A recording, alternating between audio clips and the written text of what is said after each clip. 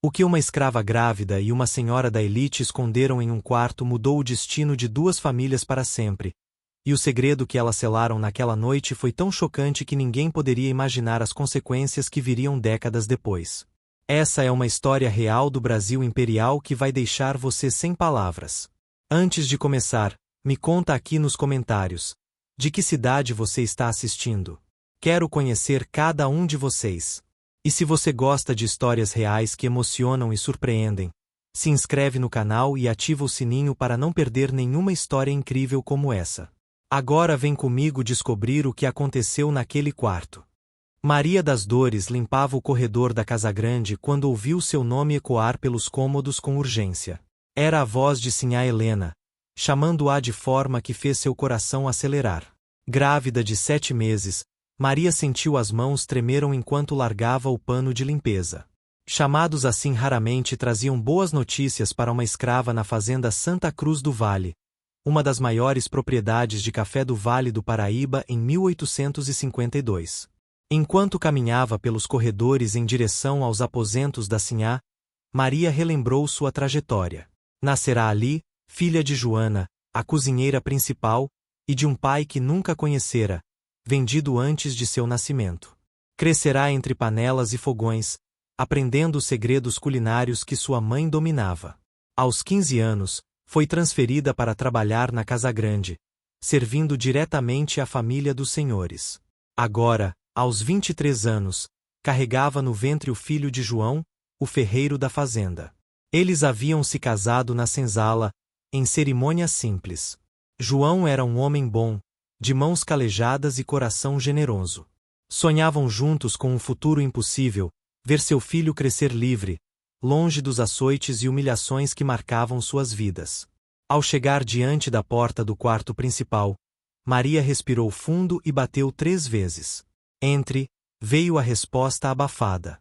Maria empurrou a pesada porta de jacarandá e o que viu jamais imaginara.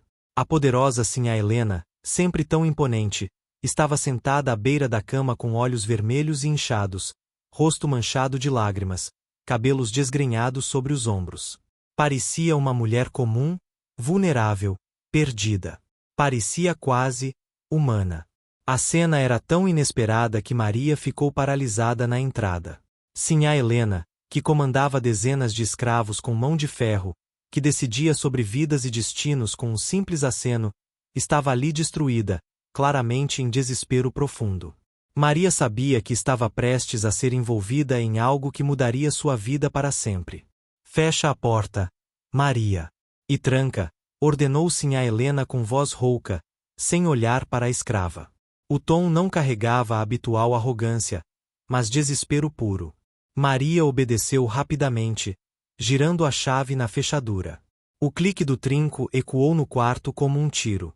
Ela permaneceu junto à porta, de cabeça baixa, aguardando, o coração batendo descompassado. Sinhá Helena levantou-se com movimentos lentos e foi até a janela, fechando as pesadas cortinas de veludo bordô, mergulhando o quarto em penumbra carregada. Apenas alguns raios de luz teimosa atravessavam as frestas. A senhora respirava irregularmente, como se cada inspiração exigisse esforço descomunal. Maria, você me serve há quantos anos? A pergunta pegou a escrava desprevenida. 8 anos, Sinhá. E sua mãe trabalha aqui há quanto tempo? 32 anos, Sinhá. Sinhá Helena assentiu lentamente, processando informações que já conhecia, mas que ganhavam novo significado naquele momento crucial. Sua família sempre foi leal aos meus, continuou a senhora, virando-se finalmente para encarar Maria. Mesmo na penumbra, era possível ver traços de beleza aristocrática, os traços finos, o porte elegante. Mas naquele instante, algo nela estava quebrado. Preciso saber se posso confiar em você completamente. Com minha vida, minha honra, com tudo que sou. Maria sentiu arrepio percorrer sua espinha. Aquelas palavras eram perigosas. Segredos de senhores sempre colocavam escravos em posições impossíveis. Sinhá sempre pode confiar em mim, respondeu, porque era a única resposta possível. Mas sua voz tremeu, denunciando o terror que sentia. Sinhá Helena aproximou-se alguns passos. Ali, naquela proximidade incomum, as duas mulheres grávidas se observaram. Duas barrigas proeminentes, dois seres carregando vida, separados por abismo social que parecia intransponível. Estou grávida de 4 meses, sussurrou finalmente a Sinhá, as palavras saindo como confissão arrancada à força. Maria não entendeu inicialmente por que seria segredo. Mas então a compreensão a atingiu como raio. O senhor Rodrigo está viajando pela Europa há 8 meses. O silêncio que se seguiu foi ensurdecedor. Sinhá Helena fechou os olhos, novas lágrimas escorrendo. Agora entende por que preciso de você. Um filho bastardo. Uma senhora grávida de outro homem enquanto o marido estava ausente. Escândalo, ruína social, possivelmente violência. Conhecendo o temperamento do senhor Rodrigo, provavelmente significaria morte. Quando ele voltar em 3 meses, minha gravidez estará visível, continuou Sinhá Helena, voz quebrando. Ele me matará, Maria. Já vi o que faz com quem o desafia. Meu marido é cruel, e eu fui tola. Maria permaneceu imóvel, processando aquela revelação chocante. A poderosa Sinhá Helena estava ali, destruída, implorando ajuda a uma escrava. A ironia não passou despercebida. Por instante fugaz, Maria sentiu confirmação de que todos eram igualmente vulneráveis às consequências de suas escolhas. Como posso ajudar, Sinhá? Perguntou, embora parte dela já soubesse que a resposta mudaria tudo. Sinhá Helena caminhou até uma comoda de jacarandá, retirou um lenço de renda para secar as lágrimas. Suas mãos tremiam visivelmente. Observei você nos últimos meses, Maria. Notei como toca sua barriga com carinho, como sorri quando o bebê se mexe, como fala com João sobre o futuro da criança quando pensam que ninguém está ouvindo. Maria sentiu o sangue gelar. Sinhá Helena sabia de conversas que deveriam ser impossíveis de escutar. Vocês dois sonham com liberdade para seu filho. Já os ouvi conversando à noite. João fala em juntar dinheiro para comprar alforria. Você fala em rezar para que os tempos mudem, para que a escravidão acabe. São sonhos bonitos, Maria, mas irreais. Seu filho está destinado à escravidão, e você sabe disso tão bem quanto eu. Maria baixou a cabeça, envergonhada por ter sido descoberta sonhando, mas também sentindo raiva surda crescer. Como ousava aquela mulher, que nunca conhecera trabalho forçado, julgar seus sonhos de irreais? Mas manteve a boca fechada. Falar seria perigoso. E se eu lhe oferecesse algo impossível? Perguntou Sinhá Helena, aproximando-se. E se pudesse transformar esses sonhos em realidade? Seu filho criado na Casa Grande, educado pelos melhores mestres, aprendendo latim, francês, matemática, vestindo roupas finas, comendo à mesa, dormindo em lençóis de linho, crescendo para herdar terras, riqueza, livre desde o primeiro dia, nunca conhecendo açoite, fome, correntes. Maria levantou o olhar, confusa. Não entendo, Sinhá. Como seria possível? Seu coração começou a bater mais rápido, mistura de esperança absurda e terror do que viria. Sinhá Helena respirou fundo, preparando-se para pronunciar palavras ensaiadas centenas de vezes. Nossos bebês nascerão com poucas semanas de diferença. Você dará à luz primeiro, em maio. Eu darei à luz em junho. Ambos serão meninos, as parteiras já confirmaram. Ambos terão aproximadamente a mesma idade quando o senhor Rodrigo retornar. Ela fez pausa, deixando a implicação pairar. Quero trocar os bebês, Maria. As palavras caíram como pedras. Quando nascerem, trocaremos. Seu filho será apresentado como meu herdeiro legítimo, futuro dono destas terras. E meu filho será registrado como mais um nascido na senzala, filho de Maria e João. A monstruosidade da proposta levou segundos para penetrar. Quando finalmente compreendeu, Maria cambaleou, apoiando-se na parede.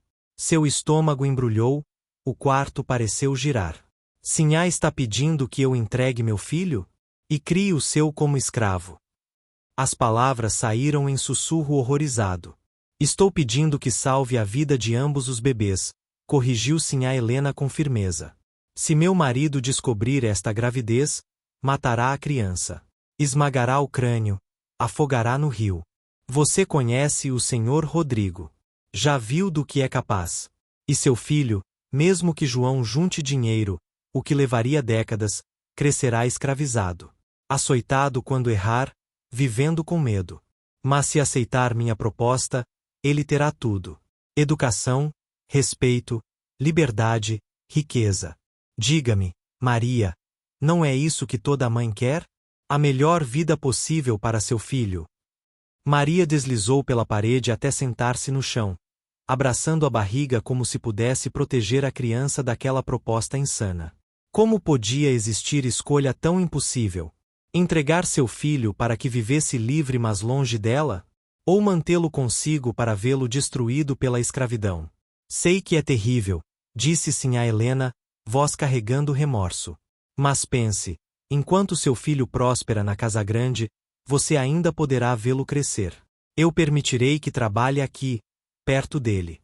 Não será sua mãe oficialmente, mas poderá amá-lo à distância. E meu filho, prometo que o tratará com bondade. Maria olhou para aquela mulher e percebeu. Ambas estavam presas. Sinhá Helena em casamento com um homem violento, em sociedade que a julgaria impiedosamente. Maria na escravidão, vendo seu filho destinado ao mesmo inferno. Duas mulheres, dois mundos, uma encruzilhada impossível. Preciso pensar, sussurrou Maria. Preciso tempo. Sinhá Helena assentiu. Tem 3 dias. Depois disso, precisarei encontrar outra solução. O que significava essa outra solução ficou ameaçadoramente vago. Maria saiu cambaleando, carregando peso maior que a barriga. Maria não dormiu nas 3 noites seguintes. Via 2 futuros. No primeiro, entregava seu filho para a vida de privilégios mas sem alma, talvez tornando-se cruel como o senhor Rodrigo. No segundo, mantinha-o para sofrer os horrores da escravidão. Ambos eram pesadelos diferentes. Na segunda noite, conversou com Joana. Sentadas perto do fogo da senzala, Maria contou tudo em sussurros. Joana escutou em silêncio, depois pegou as mãos da filha. Quando você nasceu, rezei para que vivesse pouco, para não sentir a escravidão. Mas você viveu. Se me oferecessem essa escolha, sabe o que faria? Não sei. Porque ambas são morte. Ser mãe escrava é conhecer dor sem nome. Na terceira noite, falou com João. Ele chorou, homem forte chorando como criança. Sempre soube que nos separariam dele de alguma forma. Mas nunca imaginei que teríamos que escolher. Após longo silêncio, Maria, acho que deveria aceitar. Se há chance dele escapar deste inferno, temos que dar. Amor de pai é sobre dar o melhor futuro, não importa o custo. No terceiro dia, Maria retornou ao quarto. Farei o que a Sinhá pede, disse com voz estável. Sinhá Helena fechou os olhos, aliviada, mas Maria continuou, mas não de graça. Preciso de garantias reais, não promessas vazias. Que garantias? Perguntou a senhora, surpresa. Maria respirou fundo. Quero documentos de alforria para toda a minha família. Minha mãe, meu marido, meus irmãos, meus tios. Assinados, selados, registrados antes dos bebês nascerem. E quero terra, um pedaço onde possamos construir nossa casa e plantar. O silêncio foi denso. Sinhá Helena a encarava, indecifrável. Finalmente, você tem coragem, Maria. Coragem de exigir quando deveria obedecer. Havia admiração na voz. É desespero. A Sinhá pede o impossível. Tem o direito de pedir o impossível em troca. Maria manteve o olhar firme. Sinhá Helena caminhou até a janela. Concordo. Sua família será libertada. Darei 5 alqueires de terra. Mas se me trair, destruirei você e todos que ama. E se não cumprir, contarei tudo ao senhor Rodrigo, respondeu Maria. Ameaça ousada mas necessária. Apenas medo mútuo manteria o pacto. Sinhá Helena estendeu a mão, gesto impensável entre senhora e escrava. Maria apertou-a. Selaram o acordo mais trágico que aquela fazenda já testemunhara. Nas semanas seguintes, documentos foram preparados. A família foi libertada numa manhã de abril. João chorou ao receber sua alforria. Joana beijou o papel até quase apagar a tinta. Mas todos sabiam o preço. E esse peso pairava como nuvem escura sobre a alegria impossível de serem livres. Na noite de 15 de maio, as contrações começaram. Maria foi conduzida não para a senzala, mas para quarto isolado na casa grande.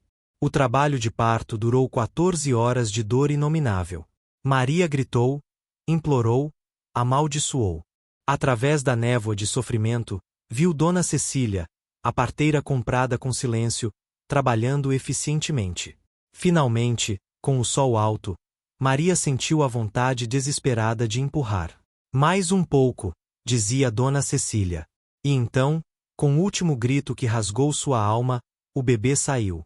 Houve silêncio aterrorizante, seguido pelo choro mais bonito que ela já ouvirá. É um menino. Forte e saudável.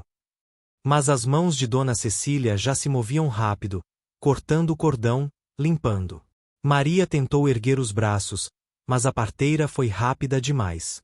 Em segundos, o bebê foi levado pela ajudante muda. Não! Gritou Maria, tentando levantar. Meu filho! Mas a porta havia fechado. Você sabia que seria assim, disse Dona Cecília firmemente. Ele está bem. Maria desabou em soluços profundos que vinham de lugar tão escuro que nem sabia que existia. Nas 3 semanas seguintes, Maria viveu em sonambulismo. Movimentava-se, comia, trabalhava, mas não estava presente. Seu corpo produzia leite sem bebê para alimentar, seus braços sentiam vazio que nada preenchia. João tentava consolar, mas estava igualmente destruído. Joana preparava comidas que Maria mal tocava. A pequena casa nova parecia tumba. Então, em 7 de junho, um criado bateu à porta. Dona Cecília pede sua presença. A sinhá entrou em trabalho de parto. Maria sentiu seu coração disparar. Estava chegando a segunda metade. Seguiu o criado através da noite escura. O quarto era o mesmo. Mas agora era sinhá Helena quem gritava de dor, transpirava e sangrava. Segure a mão da sinhá, disse Dona Cecília. Maria aproximou-se, pela primeira vez, olhou diretamente nos olhos de sinhá Helena. Viu o mesmo terror, a mesma dor. Por instante, eram apenas 2 mulheres compartilhando o sofrimento da maternidade. Maria segurou a mão da sinhá, e ela apertou com força. O parto foi mais rápido. 6 horas. Quando o bebê nasceu chorando, Dona Cecília o envolveu e entregou a Maria. Leve-o rápido. Maria olhou o bebê, menino pequeno, rosado, olhos fechados. O filho de sinhá Helena que criaria como seu. Saindo, ouviu sinhá Helena sussurrar, cuide dele, Maria. Por favor. Maria assentiu, embora soubesse que aquela mulher nunca entenderia completamente o sacrifício. Quando chegou em casa, João esperava. É ele. Maria assentiu, incapaz de falar. João olhou o bebê. Vamos chamá-lo de Miguel, disse finalmente. Como seu avô. O filho de sinhá Helena recebeu seu nome, sua nova identidade, sua nova vida. Naquela noite, fazendo Miguel mamar, Maria chorou silenciosamente.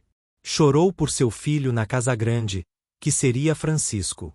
Chorou por Miguel, que nunca saberia que nascerá para ser senhor. Chorou por todos, presos naquela teia de mentiras e sacrifícios. A lua se pôs, mergulhando tudo em escuridão. Nessa escuridão, 2 vidas foram trocadas, 2 destinos alterados, um segredo enterrado tão profundamente que apenas 4 pessoas conheciam. Um segredo que mudaria o futuro de maneiras ainda inimagináveis. Os anos seguintes passaram em rotina estranha que tornou-se quase normal. Miguel crescia forte e curioso na casa de Maria e João, cercado por amor. Ele aprendeu a andar cedo, falava suas primeiras palavras aos 12 meses, e aos 3 anos já ajudava na horta, puxando ervas com mãozinhas determinadas. Era menino feliz, sempre sorrindo, fazendo perguntas sobre o mundo. Francisco, na casa grande, crescia igualmente saudável, mas mais sério, contemplativo. Observava tudo com olhos escuros e inteligentes que lembravam tanto João. As criadas comentavam que o jovem senhor era diferente, mais gentil que a maioria dos meninos ricos. Quando via escravo sendo repreendido, franzia a testa. Quando ouvia sobre punições injustas, fazia perguntas incomodas que senhor Rodrigo sempre desviava. Maria via essas mudanças de longe, durante visitas semanais à casa grande. Sinhá Helena a mantinha por perto com desculpas plausíveis, melhor costureira, mais cuidadosa com louças finas.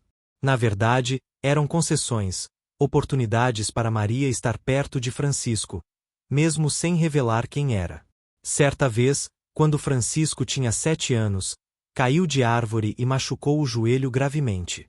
Maria estava perto, recolhendo roupas do varal, quando ouviu o grito.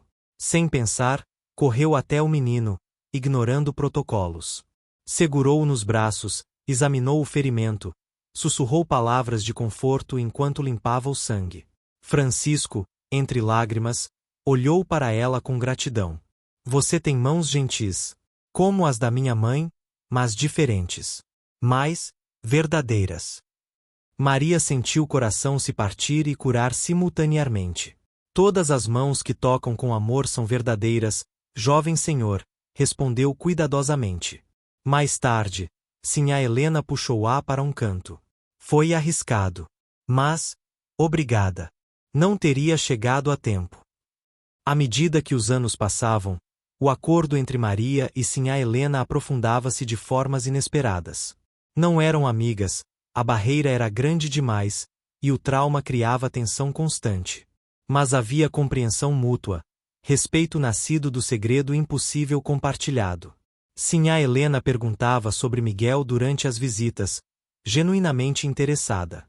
Maria oferecia conselhos sobre Francisco, compartilhando instintos maternos que não podia exercer diretamente. Quando Miguel completou 8 anos, começou a fazer perguntas difíceis. Mãe, por que vivemos aqui e não na senzala? Maria sentou-se na grama e puxou-o para seu colo. Porque sua avó e eu fizemos algo muito corajoso. Conquistamos nossa liberdade através de trabalho e sacrifício. Um dia, quando for mais velho, contarei toda a história. Mas saiba que você é livre, Miguel. Livre como o vento. Nunca deixe ninguém fazer você esquecer isso. Miguel abraçou-a, satisfeito por enquanto. Francisco, aos 10 anos, demonstrava consciência social incomum.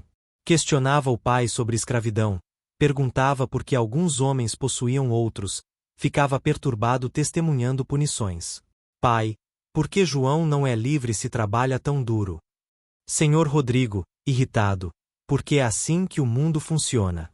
Há senhores e há escravos. É a ordem natural. Mas Francisco não aceitava respostas simplistas. Procurou Sinhá Helena à tarde da noite. Mãe, o pai está certo. É natural que alguns sejam propriedade. Sinhá Helena viu bondade inata nele. Viu características de João. A teimosia moral, a recusa em aceitar injustiça. Não, meu filho. Não é natural. É lucrativo, tradicional, legal. Mas não é natural nem certo. E um dia, espero que seja homem suficiente para fazer algo a respeito. Francisco abraçou sua mãe, guardando aquelas palavras no coração. Maria e João observavam Miguel crescer e se maravilhavam. Ele tinha a inteligência aguçada de Sinhá Helena, capacidade de raciocínio rápido. Mas também tinha compaixão, empatia, preocupação genuína com outros. João finalmente conseguiu amá-lo completamente, sem reservas. Uma noite, quando Miguel tinha 12 anos e dormia, João perguntou: Você acha que fizemos a coisa certa? Maria demorou a responder, observando estrelas. Fizemos a única coisa que podíamos. Não sei se foi certa, mas foi necessária. E olhe para Miguel, ele é feliz, saudável, livre. Isso tem que contar para algo. João concordou silenciosamente. E Francisco? Será feliz quando souber a verdade. Maria suspirou. Não sei. Mas em 3 anos saberemos. Todo esse castelo de mentiras terá que desmoronar ou se transformar. Os 3 anos seguintes passaram rápido e devagar simultaneamente. Cada dia trazia os meninos mais perto da idade acordada, 15 anos. Maria tremia pensando na conversa que viria. Como explicar o inexplicável? Como justificar o injustificável? Sinhá Helena parecia igualmente atormentada. Sua saúde declinou, dores de cabeça, insônias, tosse persistente. Maria suspeitava que era o peso do segredo corroendo a senhora. Durante visita quando Francisco tinha 14 anos e meio, Sinhá Helena puxou Maria para a conversa privada. Não sei se sobreviverei para ver essa conversa. Minha saúde está fraca. Se eu morrer antes, você tem que contar sozinha. Prometa-me. Maria, com lágrimas, prometeu. Felizmente, Sinhá Helena sobreviveu. E finalmente, em tarde de outubro de 1867, quando Francisco completou 15 anos, chegou o momento da verdade. Maria foi chamada à Casa Grande, coração batendo forte demais. Francisco estava no escritório, confuso sobre por que Maria havia sido convocada. Sente-se, Francisco, disse Sinhá Helena, voz tremendo. Tenho algo importante para lhe contar. Algo que mudará tudo o que você pensa saber sobre si mesmo. E assim começou a conversa mais difícil de todas as suas vidas. As palavras de Sinhá Helena caíram sobre Francisco como avalanche. Maria observou o rosto do jovem passar por sucessão rápida de emoções. Confusão, descrença, horror, raiva, negação. Não, disse ele simplesmente, levantando-se. Isso é impossível. É mentira cruel. Por que estão fazendo isso? Porque é a verdade, disse Maria suavemente, falando pela primeira vez. E por que você merece conhecê-la antes de se tornar homem? Francisco virou-se para ela, olhos, tão parecidos com os de João, brilhando com lágrimas não derramadas. Você é minha mãe verdadeira. A palavra saiu estrangulada. Biologicamente, sim, confirmou Maria, cada palavra custando caro. Mas Sinhá Helena é sua mãe em todos os sentidos que importam. Ela o criou, amou, educou. Eu apenas dei à luz você. E então tive que deixá-lo ir para salvá-lo. Ela contou a história completa, a proposta desesperada, o acordo, a troca dos bebês, os motivos por trás de cada decisão impossível. Francisco ouvia em silêncio, rosto ficando progressivamente pálido. Quando Maria terminou, virou-se para Sinhá Helena. Você mentiu para mim a vida toda.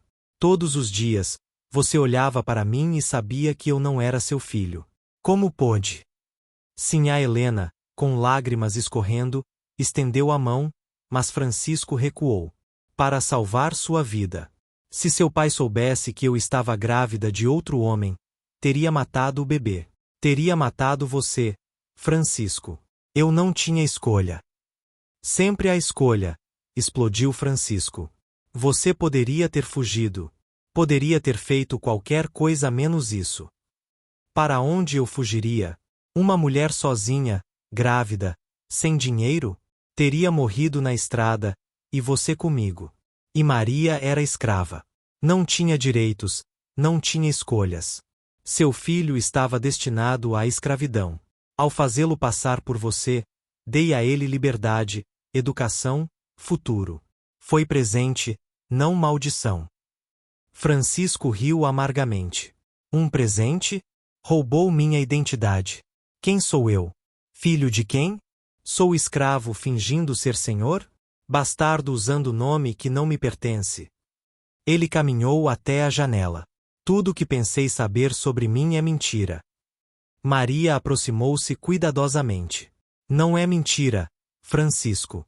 Você é exatamente quem sempre foi. Jovem bom, inteligente, compassivo. As circunstâncias do nascimento não mudam quem você escolheu ser. Você é filho de João, o ferreiro mais habilidoso desta região. Um homem honrado, trabalhador, que me ama e que teria amado você se tivesse tido a chance. E você é filho de Sinhá Helena, que sacrificou seu próprio bebê para salvar você. E sim, é meu filho também, biológico pelo sangue. Tem 3 pais, Francisco. Não nenhum. E o menino que foi trocado por mim? Que aconteceu com ele? Maria engoliu em seco. Ele é Miguel. Você o viu na vila. Tem 15 anos, como você. Eu o criei como filho, junto com João. Ele é livre, feliz, amado. E contarei a verdade a ele hoje também. Ele merece saber. Francisco processou essa informação. Então há um menino que deveria estar aqui. Que nasceu para ser senhor e acabou. O quê? Filho de ex-escravos? Ele foi roubado do que deveria ser dele. Havia culpa em sua voz. Ou foi salvo, disse sinhá Helena suavemente. Meu filho biológico teria crescido com Rodrigo como pai. Você conhece aquele homem. Conhece sua crueldade, violência, desprezo pelos fracos. Teria transformado meu filho em sua imagem. Ao invés disso, Miguel cresceu com amor, gentileza, valores que você claramente compartilha. Talvez ambos tenham sido salvos, cada um à sua maneira. Francisco voltou a sentar-se, parecendo exausto. Preciso pensar. Preciso processar tudo isso. Não sei como me sinto. Não sei o que fazer com essa informação. Olhou para Maria. Você quer que eu a chame de mãe agora? Não. Não espero nada de você, Francisco. Contei porque você merecia saber, não porque quero algo em troca. Sinhá Helena é sua mãe. Eu sou apenas a mulher que o carregou e então entregou para que tivesse vida melhor. Mas se um dia, quando essa dor passar, você quiser me conhecer melhor, conhecer João, conhecer sua outra família, estaremos esperando. Francisco assentiu, levantou-se e caminhou para a porta. Antes de sair, virou-se. Uma pergunta. Meu nome verdadeiro é Francisco. Maria balançou a cabeça. Não lhe dei nome. Você nasceu e foi levado imediatamente. Sinhá Helena é quem o nomeou. Então sim, esse é seu nome verdadeiro. O único que você sempre teve. Quando a porta fechou, sinhá Helena desabou em soluços. Maria sentou-se ao seu lado, e pela primeira vez, as 2 mulheres se abraçaram, não como senhora e escrava, não como conspiradores forçadas, mas como 2 mães que haviam feito o impossível e enfrentavam as consequências. Ele me odeia, chorou sinhá Helena. Vi em seus olhos. Ele está chocado e ferido, disse Maria. Mas não a odeia. Vi também bondade, confusão, dor, mas não ódio. Dê tempo a ele. Francisco é inteligente e tem bom coração. Eventualmente entenderá por que fizemos o que fizemos. Maria deixou a casa grande no início da tarde, coração pesado. Agora vinha a segunda parte, contar a Miguel. Encontrou-o na oficina, ajudando João a martelar ferramentas. Miguel, preciso falar com você. É importante. O jovem viu algo no rosto dela que o fez largar imediatamente o martelo. Caminharam até lugar tranquilo perto do riacho. Maria sentou-se na grama e puxou Miguel para sentar ao lado. Lembra quando era pequeno e perguntou por que éramos livres? Miguel assentiu, rosto mostrando apreensão. Contei que conquistamos liberdade através de coragem e sacrifício. Mas não contei toda a história. Não contei o preço. Não contei que você não é meu filho biológico. Ela falou rapidamente, antes que a coragem falhasse. Você nasceu de sinhá Helena.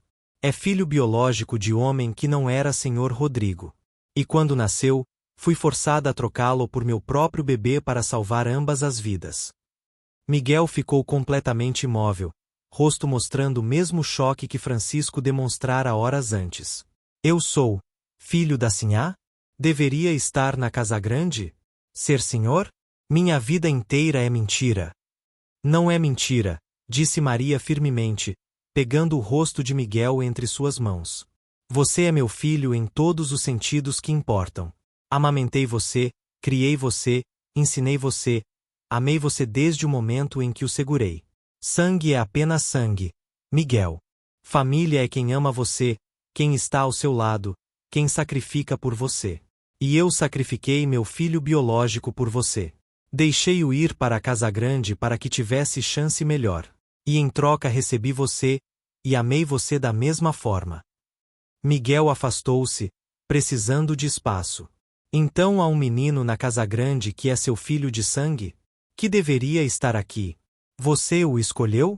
Preferiu ele a mim? As palavras eram facas em Maria. Não escolhi. Fui forçada a fazer troca impossível.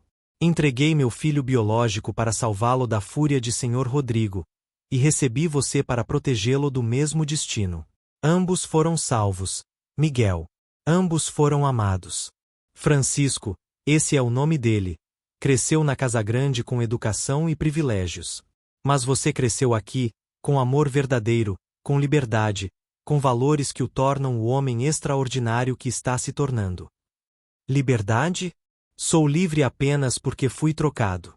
Se tivesse ficado onde nasci, seria herdeiro de fazenda inteira. Teria riqueza, poder, tudo. Maria sentiu algo quebrar. Era a amargura que sempre temera. Teria tudo exceto alma, disse João, que havia se aproximado silenciosamente. Miguel virou-se para o homem que sempre chamara de pai. Você sabia? João assentiu. Sempre soube. E ainda assim, te amei como filho desde o primeiro dia. Porque você é meu filho, Miguel. Não pelo sangue, mas pela escolha. Escolhi te amar, te criar, te ensinar. E faria tudo de novo. Então ninguém em minha vida é quem pensava que era. Minha mãe não é minha mãe, meu pai não é meu pai. Minha vida inteira é construída sobre mentiras. Ele começou a caminhar. Preciso ficar sozinho. E partiu, deixando Maria e João abraçados, chorando, rezando para que ambos os meninos encontrassem paz com verdades tão dolorosas. Aquela noite foi uma das mais longas na fazenda. Francisco trancou-se em seu quarto. Miguel desapareceu na mata, voltando apenas na noite fechada. Sinhá Helena passou horas no oratório, rezando por perdão. Maria e João ficaram acordados até o amanhecer, unidos no medo do que haviam desencadeado. Mas às vezes, a verdade, por mais dolorosa, é como ferida que precisa ser limpa antes de sarar. As mentiras haviam sido drenadas. Agora, o longo processo de cura poderia finalmente começar. As semanas seguintes à revelação foram tensas. Francisco mal saía do quarto, recusava conversar com Sinhá Helena além do necessário. Miguel tornou-se silencioso e retraindo. Maria via ambos sofrendo e se sentia impotente. Havia pensado que a verdade traria libertação, mas estava começando a temer que tivesse apenas trazido mais dor. Foi Joana quem finalmente interviu. Uma tarde, encontrou Miguel sentado sozinho perto do riacho. Sentou-se ao seu lado. Posso fazer uma pergunta, meu neto? Se você pudesse voltar no tempo e escolher nascer na casa grande como filho de Sinhá Helena, crescer com riqueza mas com Senhor Rodrigo como pai, nunca conhecer o amor desta família, nunca ser livre, você escolheria isso? Miguel ficou em silêncio. Finalmente, balançou a cabeça. Não.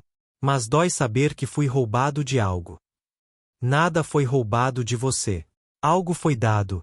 Amor, liberdade, bondade. Seu destino original teria sido crescer como filho de homem cruel, se tornando talvez cruel também. Em vez disso, você cresceu com pais que escolheram te amar. Isso não é presente maior que qualquer herança. Miguel considerou as palavras, e pela primeira vez em semanas, algo do peso pareceu aliviar. Na casa grande, foi curiosamente Senhor Rodrigo quem catalisou mudança em Francisco. Certa manhã, chamou o filho ao escritório. Sua mãe diz que você tem estado estranho. Melancólico. Isso precisa parar. Você tem 15 anos.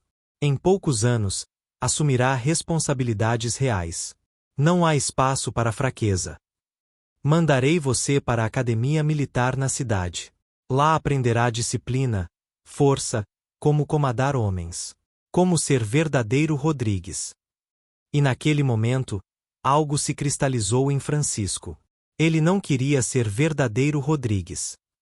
Não queria se tornar como aquele homem cruel e indiferente. Obrigado, pai, mas não quero ir para a academia militar. Quero estudar direito. Quero entender as leis, como funcionam, como podem ser mudadas. Senhor Rodrigo franziu a testa. Direito? Para que fazendeiro precisa de direito? Francisco respondeu com coragem. Para um dia mudar as leis que permitem que homens possuam outros homens. O silêncio foi perigoso. Senhor Rodrigo estudou seu filho com olhos frios. Você está falando de abolição. De acabar com a escravidão. Sim, disse Francisco. Esperava violência, mas Senhor Rodrigo apenas suspirou. Você é jovem, idealista, tolo. Mas não posso dizer que não tenha coragem. Muito bem. Vá estudar direito. Mas quando voltar e perceber que o mundo não muda apenas porque queremos, espero que assuma suas responsabilidades. Francisco saiu e, pela primeira vez em semanas, procurou Sinhá Helena. Encontrou-a no jardim. Mãe, chamou, e pela primeira vez desde a revelação, usou a palavra sem hesitação. Sinhá Helena virou-se rápido, olhos esperançosos. Desculpe. Desculpe ter sido tão duro. Eu entendo agora, ou estou começando a entender. Você fez o que achou necessário para me salvar. Foi egoísta também, mas me salvou. E Maria sacrificou seu próprio filho. Isso foi amor. Amor impossível e terrível, mas amor. Ele abraçou sua mãe, e ambos choraram. Lágrimas de alívio, de perdão, de cura começando. Quero conhecê-los. Maria, João, Miguel. Quero conhecer minha outra família.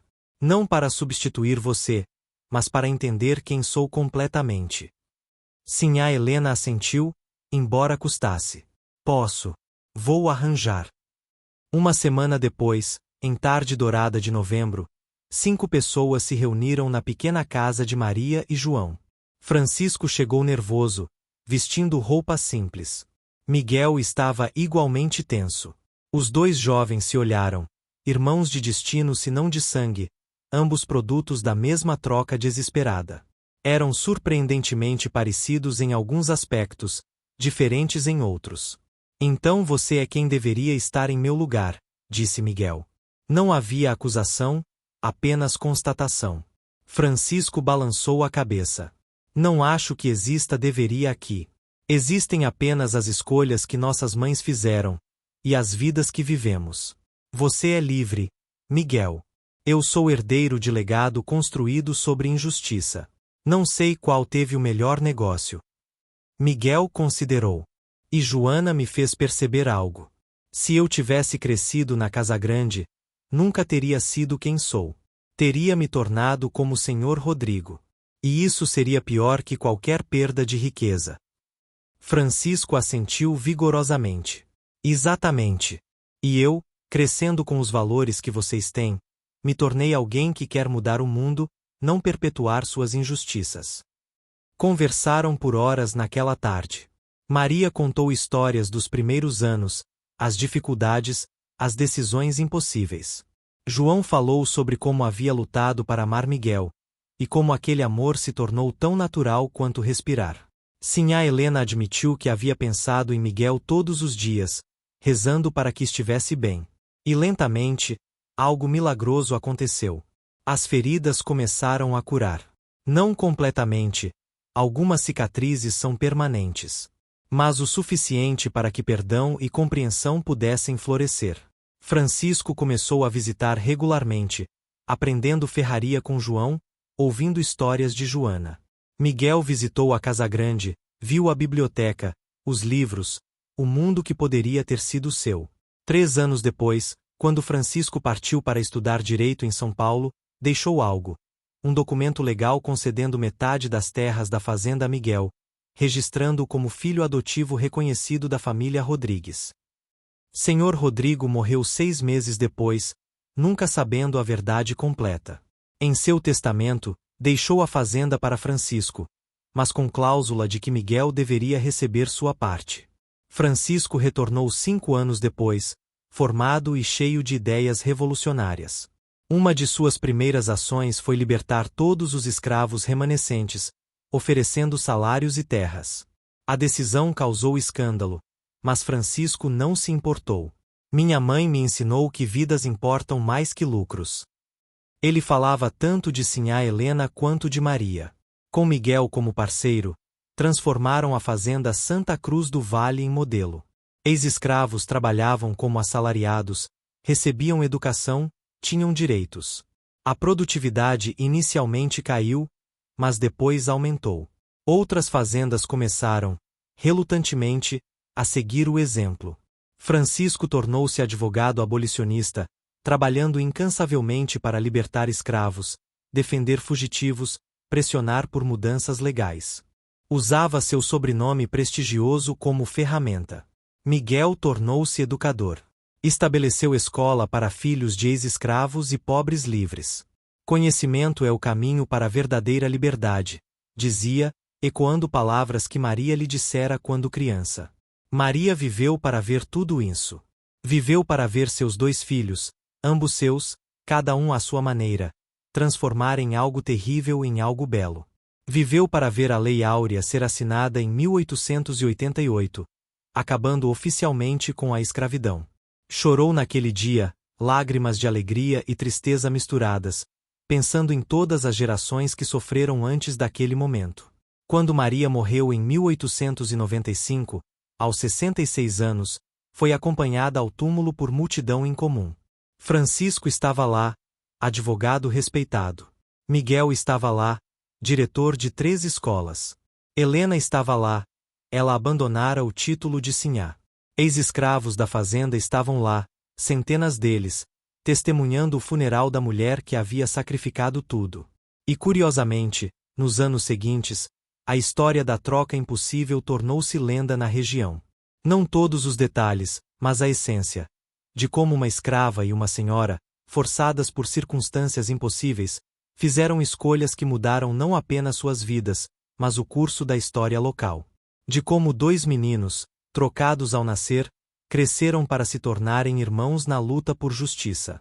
Francisco nunca se casou. Como poderia construir família em mentiras quando minha própria existência foi construída sobre verdade tão complexa? Mas dedicou sua vida a outras famílias, defendendo-as nos tribunais, lutando por seus direitos. Miguel casou-se tarde, aos 40 anos, com professora de sua escola. Tiveram 3 filhos que cresceram ouvindo histórias de Maria, João, tia-avó Helena e tio Francisco. Helena viveu até os 72 anos. Em seus últimos dias, rodeada por Francisco, Miguel e netos, confessou: o que fizemos foi terrível. Mas também foi necessário. E através daquele ato terrível, algo bom nasceu. Não é redenção. Algumas coisas não podem ser redimidas. Mas é transformação. E talvez isso seja suficiente. Quando Francisco morreu em 1920, deixou testamento extraordinário.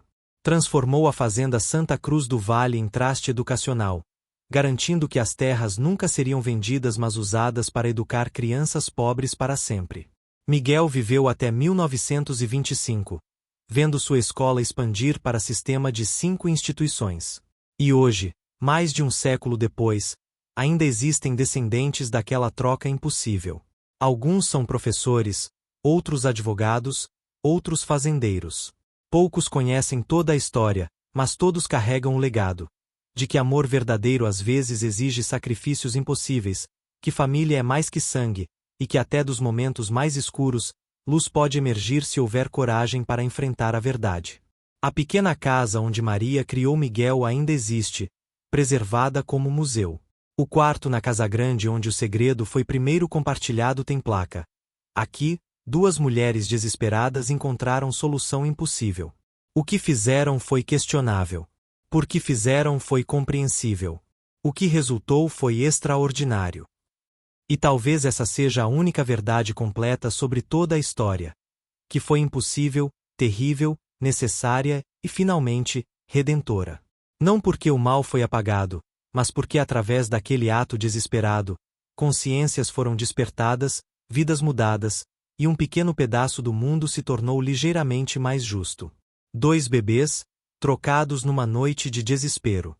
2 mães, forçadas a escolhas impossíveis. Uma sociedade construída sobre injustiça, lenta e dolorosamente começando a mudar. E no centro, um reconhecimento simples. Que cada vida importa, cada escolha tem consequências, e que redenção, quando vem, raramente é perfeita, mas ainda assim é preciosa. E assim termina a história da escrava grávida que foi chamada pela Sinhá, e do que aconteceu naquele quarto que deixou todos, então e agora, sem voz diante da complexidade da natureza humana, capaz do pior e do melhor, às vezes simultaneamente. Fim.